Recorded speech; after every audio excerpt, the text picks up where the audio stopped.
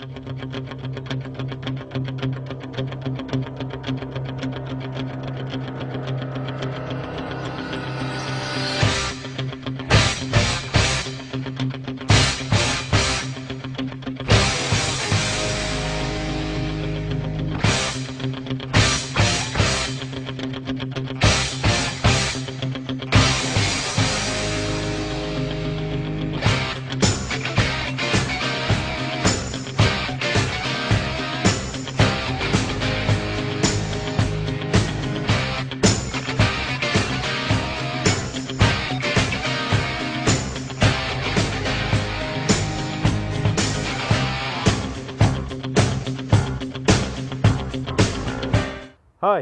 my name's James Robbins and this is Tony Marshall.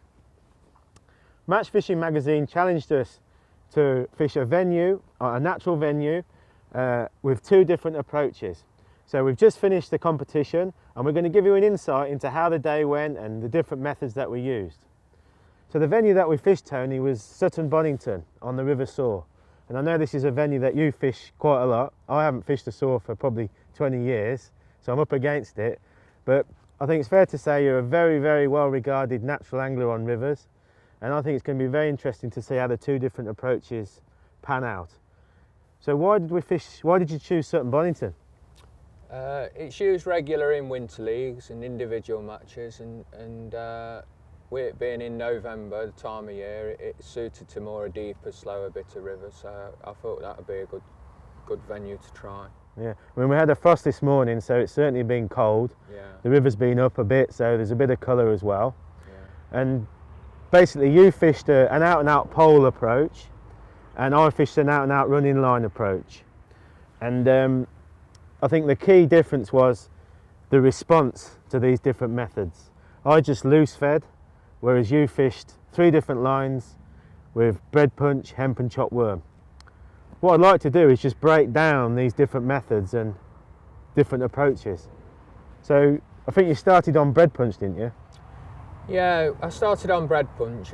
It's more likely to give you a quick reaction and early fish and bites, and basically when you're in a match you don't want to fall behind on numbers of fish at the early stages, and my other lines were an option of if things were going a bit slow, there were a chance of bonus fish and catching up on weight that way. Okay, so how did you actually kickstart your peg to start with on the punch, because you did catch pretty much instantly? How did you actually feed the breadpunch line? Yeah, with the depth and the flow that we've got, I introduced my punch in a bait dropper. Right. So it was very accurate, and I knew where it was, and the same goes with the chopped worm, but basically it was shot bought white ground bait, fine white ground bait, mixed to around about 3 parts white ground bait to 1 part water, of which that I added liquidized bread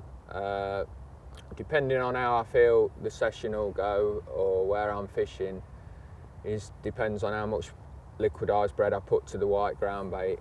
If it was good weather or I fancied some more chub, I'd put quite a bit. But regarding today's session where it was colder, I only added 20% liquidized. Wow, that's really interesting actually, because I know some people fish liquidized bread, some people fish white crumb, but I didn't consider mixing the two together. And as you say, I guess it's great because you can gauge the response of the fish by adding or subtracting the amount of liquidized bread. Yeah, I feel that the white ground bait's like your base, and that is feed, but the actual liquidized is more feed, and I feel as if I'm like adding pinkies to ground bait. Yeah, okay. So on a good day you'd add more pinkies, on a bad day not so much. Right. So I use it like that. And what line did you put that in at? It looked like about 11 metres, was it, or 13 metres? It was 13 metres, that was, yeah. And you've put that pretty much straight out in front of you, yeah? Yeah, my punch rigs were top 5, a 1.5 gram float, very positive with an Olivet and a few shots for droppers. Because I've bait dropped it in, it needs to be pretty positive so it gets down. And like I say, that were a top 5 because I wasn't expecting to go far down my peg. Yeah, sure. With my I mean, bait punch is dropper in quite it. a positive method, isn't it, in that Yeah, respect? Yeah, that's right. Well, how about topping up? Because that's another difficult area, because the last thing you want to do is overfeed the fish if you're catching fish, but you do need to top up as well. So how do you gauge that? Yeah, generally you go by bites, and as a general rule on experience, it's generally about 15 minutes would be the earliest you'd be looking at topping it up, and on a really cold day you could go as much as 50 minutes. Today about 40 minutes was about right. Okay, so, and you top up with the bait dropper as well? Yeah, I always feed with a bait dropper. Okay, yeah. That's interesting. So that was your first prong of the attack. I noticed that you obviously fed a chop worm line as well. Whereabouts did you feed that in relation to the swim? Yeah, that was done with 11 metres of pole, but down my peg about 6 metres from the bank. Couple of reasons. One, it's out of the way, and another reason is I've loose fed casters over the top, which I guess are settling in about that spot. So okay, so you went in. Did you feed some chop worm at the start? Yeah, I bait just dropped. to establish a base area for it, and then you've loose fed casters over the top before you've even gone on it. Yeah, that's right. I bait dropped it in. I chopped up lobworms and I chopped up a few dandrobenas. The dandrobenas are more for they're more active, and the lobworms. I think if given the choice, I prefer lobworms. Yeah, me for the too, smell. definitely.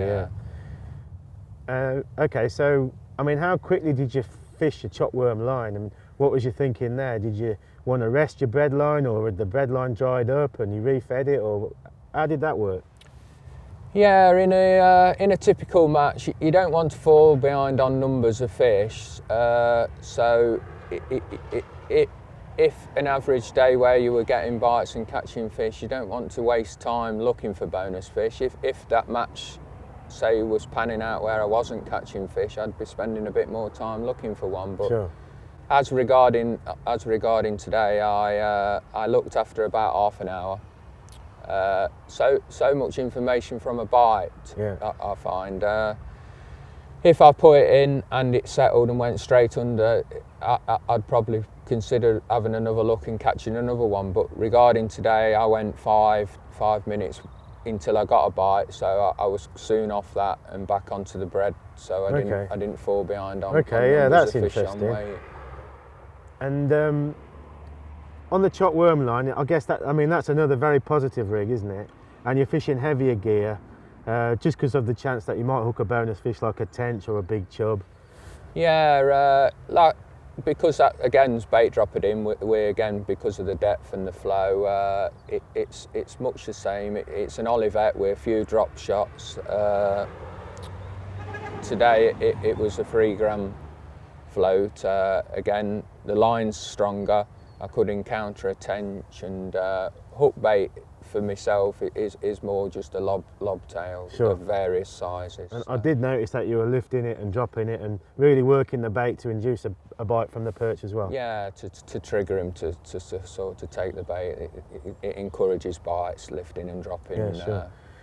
I think I want to go back to the bread punch line, because that's something that, it's not complicated, but I did notice, and after talking to you as well, about some key things. I think one thing that we should mention is your thinking behind the actual bread punch. I know that you use the Simo bread punch, which has got quite a deep, produces quite a deep pellet. And I mean, what's your thinking there? What do you want to achieve with the actual bread punch that you're fishing on the hook? Yeah, it's you want it to obviously stop on the hook, which is one of the problems, but you don't want it to compress so it's hard, just as a means of, I found that you miss bites on it. Yeah. The softer the bait is, the more bite to fish ratio you'll have on the day. Yeah, because I think that you can, sometimes the perception is you want to fish quite a hard pellet because it stays on the hook easy, you can get in and out a bit more often, but as you say, I think you get less bites, you probably hit less bites, and it's counterproductive. Yeah. Yeah, it's all about turning bites into fish. It's no good having hundreds of bites and not so many fish. You want to be more or less up there, a good 80% wear bite to fish ratio. But and what about your actual rig, Tone? What hook length were you using? What diameter and what hook were you using on the bread punch? Yeah, today, because it was clear, I've fished an 18s fine wire hook, 12-ounce hook length, and a 1-1 main line sort of thing. I think that's quite interesting in itself, because you still like to use old school bayer, don't you? Yeah, I do. In 12 ounce and a pound. Yeah. What's your thinking there? No, really thinking it's a little bit of it's not broken, as in not. I'm not saying not broken, but why change sort of thing. But yeah, I think that's interesting, particularly nowadays. Everyone talks about diameter. Yeah. But you do on the chop worm rig. You do fish high tech line on that, don't you? Yeah, that was 015 main line and 013 up length. Like I said earlier, because I could have encountered a tench or. Yeah, sure. So. Okay, so the final prong to your master plan was hemp. And I noticed that you were loose feeding hemp, pretty much from the start as well. Yeah. So I guess what was your thinking? To catch on the hemp later in the match if the bread started to fade, or to give you another area to fish with the hemp? What was your thinking there? Yeah, that again, it's a bait and a method that generally will catch you a better stamp of fish, will at the end get you a better weight. There is many a time when I've been in matches there where I haven't really used it. I've finished off fishing bread for the duration of the match, but today they were a little bit small on punch, and I had a look at the midway stage and the fish were of a slightly better stamp. It wasn't ideal to fish it at that stage, so I went back and carried on catching some on bread. But generally, it's a bait and a method that will get you better fish and get you a better weight. And I was interested to learn that you didn't feed the hemp past your bread. You've actually fed it on the same line, so still at 13 metres, and you fed it directly in front of yourself. But that gave you the area below your bread to fish the hemp. Is that right? Yes, the hemp rig, whereas the bread rig were a top 5 rig, the hemp rig were a top 6. So it means I can explore further down my peg. The hemp, like what you say, is fed more or less in front on me, which is settling downstream. Yeah. During today, a couple of times I've gone further down the peg with bread and I've had a bite there, and realistically the only reason for fish being there is that there's hemp landing there, which are a good indicator that I'd get a few later on. Yeah. And did you get any bigger fish on the hemp, or was it pretty much the same stamp as on the bread? They were a little bit bigger today. It's helped to gain a better weight at the end of the day, definitely. Sure. I did notice another thing, and I've seen this for how you fish before, which I think is something that we should mention, and that's where when you are fishing the pole on a river, you'll actually run the float down the swim by shipping pole from behind you. Yeah, I know it sounds like an obvious thing to say, but I think it's key, because a lot of people will just fish the pole in front of themselves, and obviously when they get to the limit of that amount of pole, that's as far as they can go. You'll actually have another couple of sections and you'll actually follow the float down, won't you? Yeah, that's right, yeah. So you're almost fishing a running line, but with a pole. Yeah. It depends on where you are and what the bank's like, and it depends on whether the river's going round a bend or coming on the inside. Today we were on a slight bend, which meant naturally your float was going outwards, so you needed extra pole behind you to feed out. What I tend to do is I lift the float up.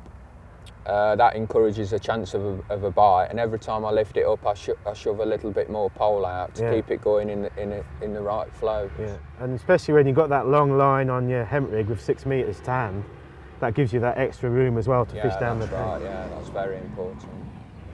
So that's how my day went. How did your day go? You had to fish running line, and what were your choices? Well, yeah, as you say, I was confined to fishing with the running line, so I actually set up 4 different methods.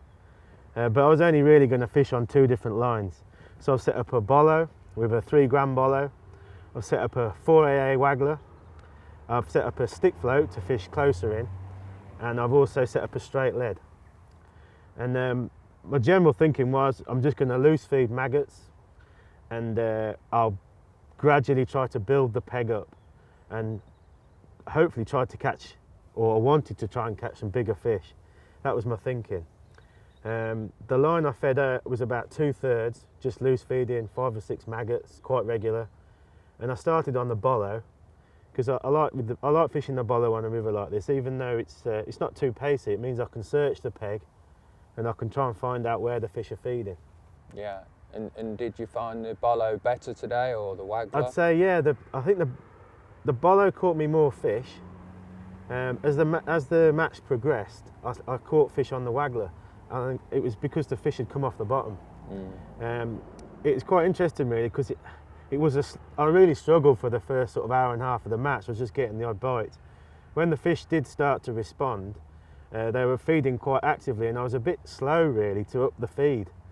I think I should have responded quicker, increased the feed, and that would have kept the fish down, and I would have kept them in a more concentrated area. Yeah, I did notice it was slow at the start, and I did expect that. Bread's instant, and loose feeding takes a while to build up, but I was expecting you to probably get bonus fish and possibly overtake me at the end. Well, I'll tell you, after an hour and a half, 2 hours, I was looking down the barrel of a gun, but I did start to pick up some better roach and a few perch, and I also had to go on my trusty straight lead, which got me a few fish when it was fishing a bit harder.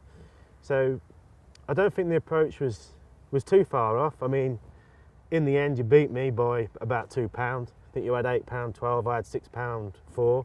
So that's quite a convincing win. But yeah, I do feel that maybe if I'd have combined a chopped worm line on the pole with the Bolo and the waggler, because basically the stick float didn't really work at all, I think that I might have pushed you. Going back to your waggler, how far away did you find the bulk best from your hook? Well, no, because what sort of droppers did you have? Because I started to miss some bites on the Bolo, and I felt that the fish had come up in the water. And obviously the waggler is a great method for fishing on the drop. Yeah. So I didn't actually fish a bulk on the waggler. I spread out my shot in the bottom, probably half of the rig, my number 8 shot, so that I feel that it gets the bait down into the zone, so perhaps in the bottom half of the depth, and then gives me a nice slow fall, or a slower fall, to present the bait on the drop. And I find that works really well on rivers. I think sometimes you can neglect fishing off the bottom, and it did work today, that's for sure. And you said you fished straight lead. What sort of tail did you find best today? Well, I mean, that's a bit of an old school method as well, and I love fishing the straight lead. Obviously I fished a short soft rod, the new Sigma wand, which has got very fine tips, so that you can detect the slightest bite. And a little bit like you, where you're swapping between your different lines to rest a line, I feel fishing the straight lead just gives the fish a break from the float constantly going through the water.